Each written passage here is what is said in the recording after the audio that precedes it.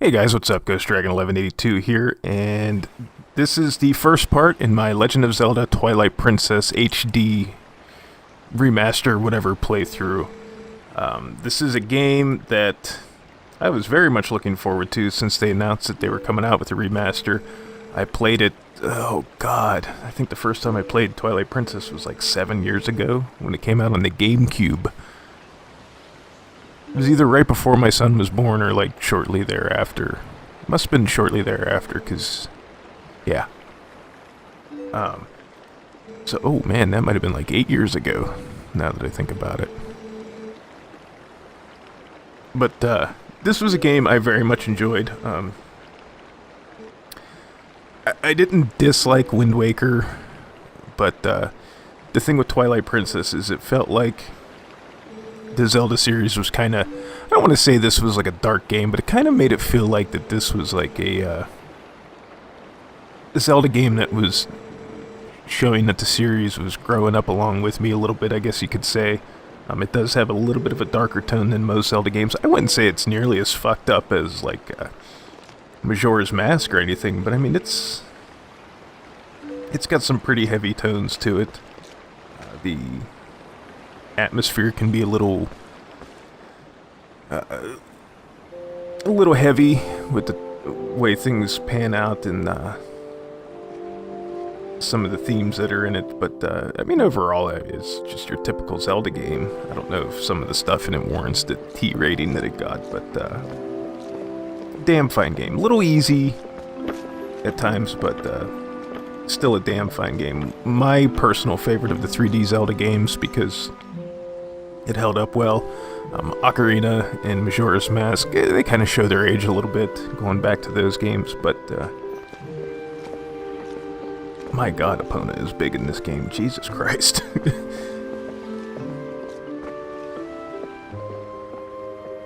Like a fucking Clydesdale.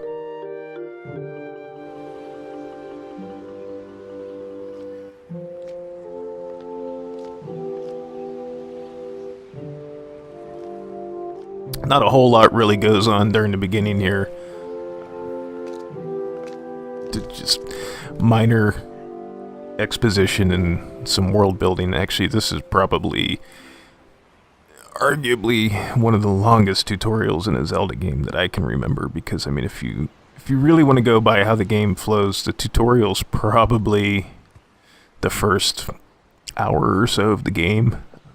There's a lot of mechanics to it, but see, what I liked about this game is it kind of sort of harkened back to my favorite of the isometric view games, which was A Link to the Past, with that whole, like, even though you don't really have the dark world or anything like that, but like to turn it into the wolf and stuff, it reminded me a lot of, I know they're two different animals, but like how the first time Link goes to the dark world, he's turned into a bunny and things like that, where it kind of like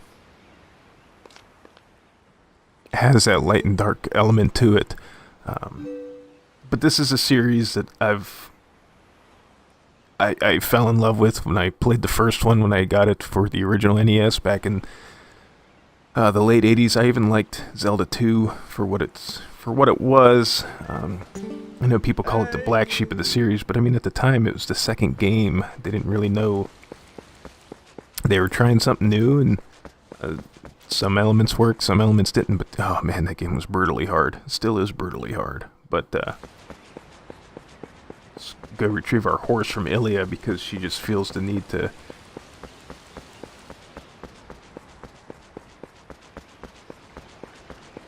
I don't know. I know a lot of people like Hylia. A lot of people don't like Hylia. I'm kind of neutral on Hylia, but she's kind of an she annoys me a little bit at the beginning of the game with the way she's just like ignores everything and acts like that she is the lord and master of Epona.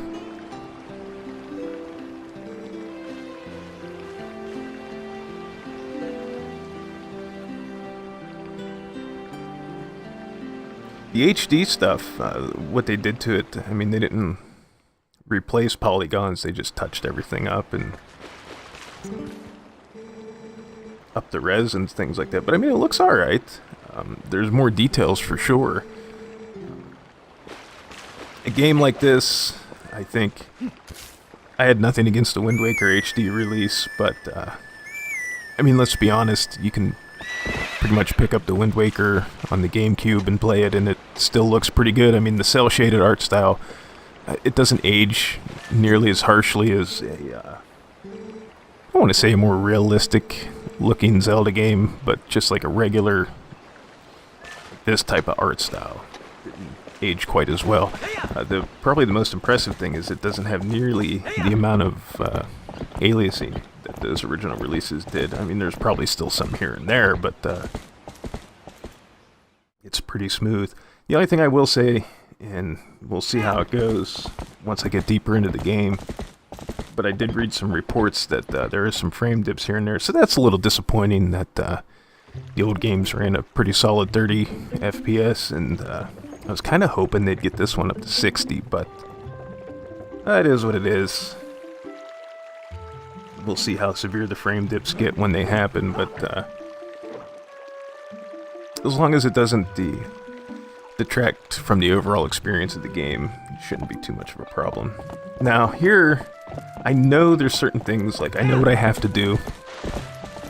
I do remember quite a bit from this game, but I'm like stuck. Anyways, but you have to like, what I have to do to trigger some of the stuff kind of needs to come back to me a little bit. Like I know eventually, like we'll go do the goats, get them all corralled, and I know there's some stuff with like catching a fish to get the cat back into the shop, and knocking down the bee's nest, getting the baby cradle back. But I can't remember if you can just like do those in any order, or if you have to like talk to somebody, or how that works. So we'll have to, like I said, I remember quite a bit, but some of the stuff might be a little fuzzy on. I did play this game about 2 years ago. I did a playthrough of it, and that's probably the most recent. I did start a playthrough on a emulator. I was going to play like an HD version of the game, and just didn't get around to it, so I guess this is the next best thing.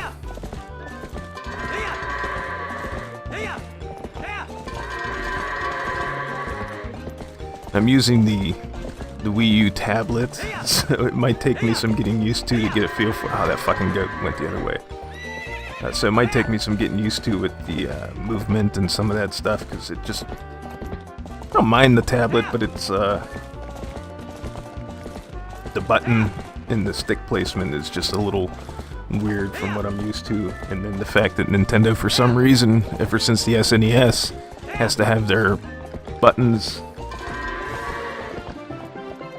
opposite of everybody else's.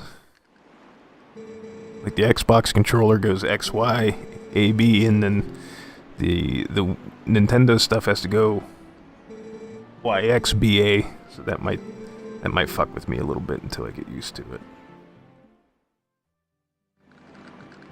I do like the touchpad features, though. I will say, obviously I can't really do anything with it yet, but like you can have your items on the touchpad and then just slide them into whatever button you want to assign them to. So that's a little bit nicer than having to go through a menu and all that stuff.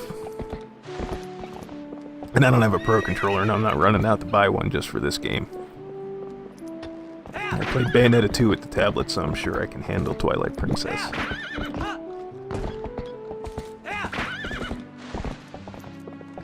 Okay, this is something I still can't quite seem to nail every time. Sometimes I can jump over the gate and the fences pretty effortlessly. Other times, like, I get the distance wrong as to when I'm supposed to boost. There we go.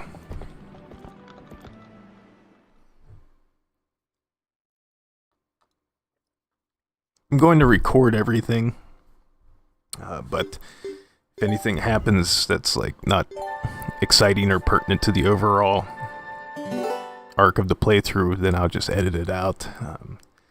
If I spend 20 minutes futzing around looking for rupees, there's no reason to have that in the video. So keep to the essentials like I did with Skyrim and Fallout and stuff like that.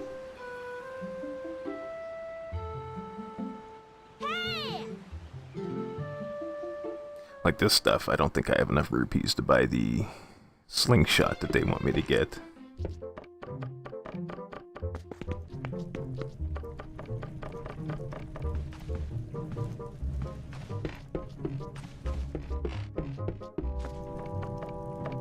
I can't go down there yet because I won't be able to find the chest. I think if you go down the ladder and just like put your back to the ladder and walk straight ahead, then you get the chest, but I don't know if it'll even like prompt me to be able to open it since it'll be dark.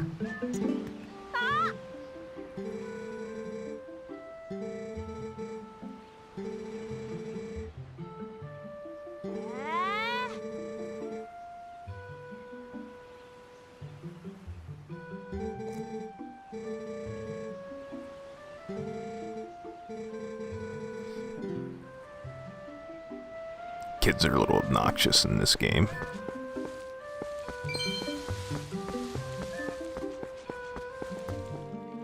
Alright, we'll talk to this guy. I think I need to use the hawk to knock down the bee's nest for him. I gotta use the hawk to get the cradle. And there's one more. Oh, and then the fishing pole. But I gotta get the cradle to get the fishing pole, I think. Talk to Colin's mom, see what she says.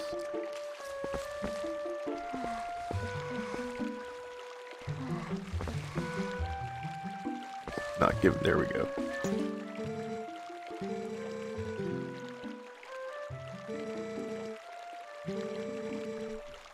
Okay, yeah, I gotta get the cradle for her first. And then I can get the fishing pole. Hey. Oh.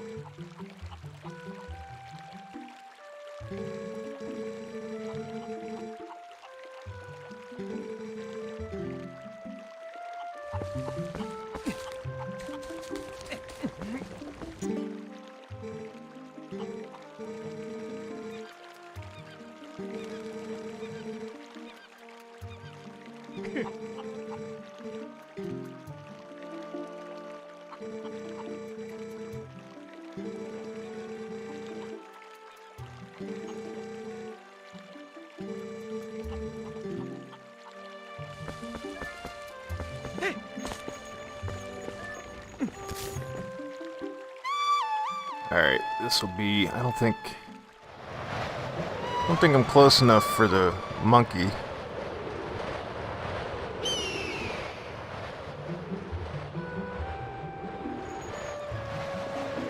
the beehive first. Why is the aiming so fucking goofy?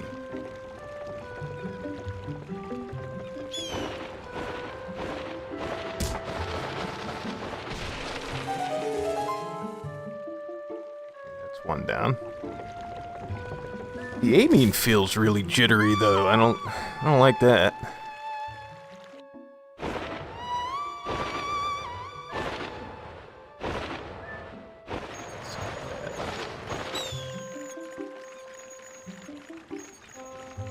Yeah, I'm not close enough to the. Okay, there we go.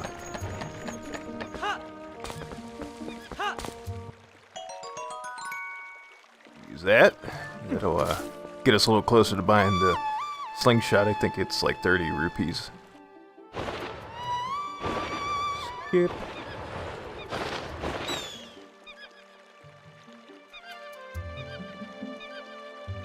Why? Ugh. I don't like how the reticle keeps moving. Oh, it's the controller. Okay.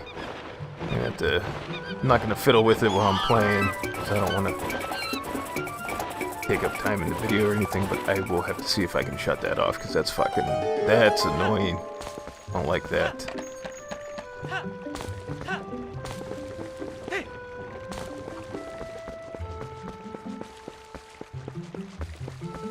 Talk to this guy real quick.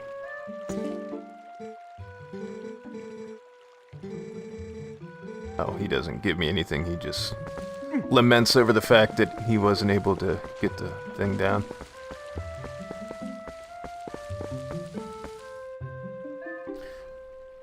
Okay, I guess we don't need the... Oops. Let's pick this back up and get this over to... Uli? Is her name? I can't remember her name.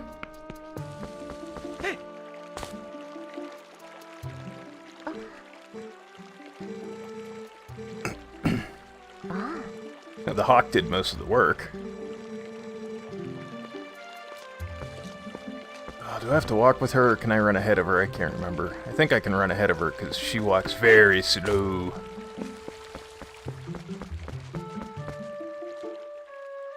Cool.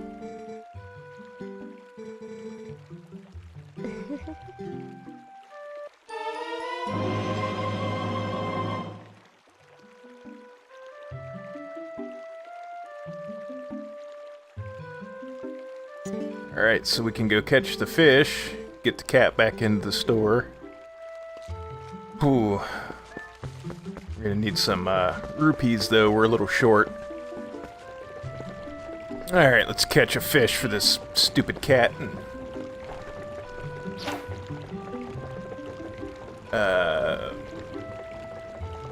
Is it just...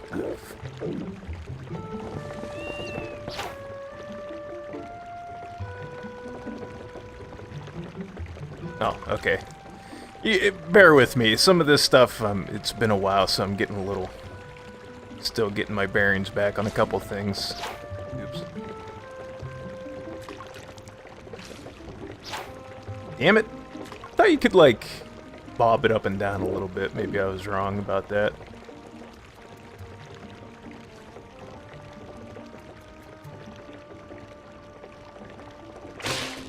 Alright, got our fish. Catch this one, throw it back, and then we gotta catch another one, and the second one I think is the one that the cat takes.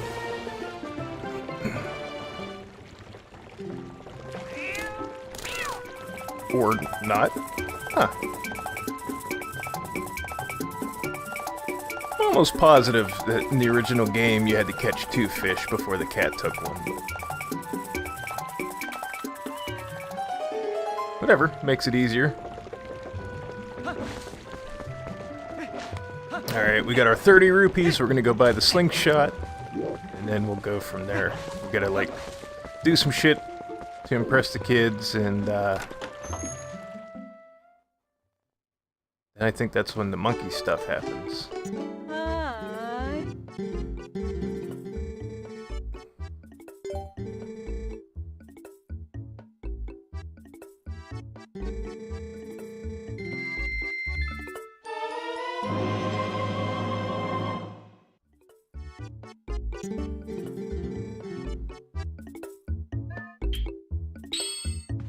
Alright.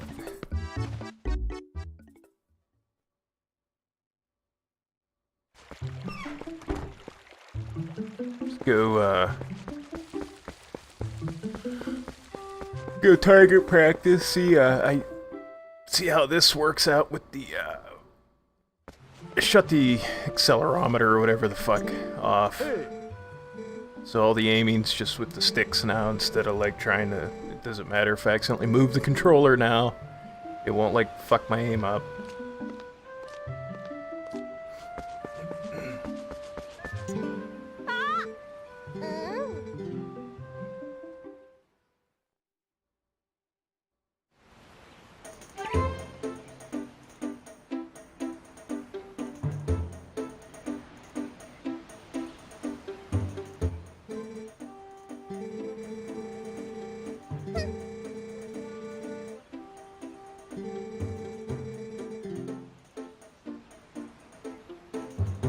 Alright. That's easy enough.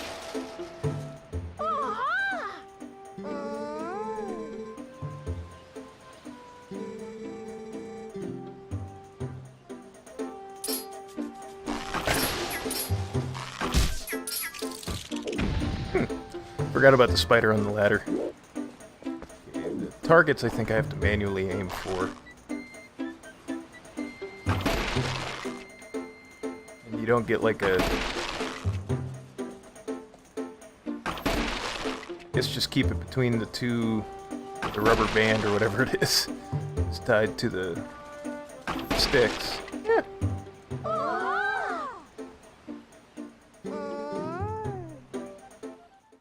Alright. We'll go get the wooden sword, and then go from there.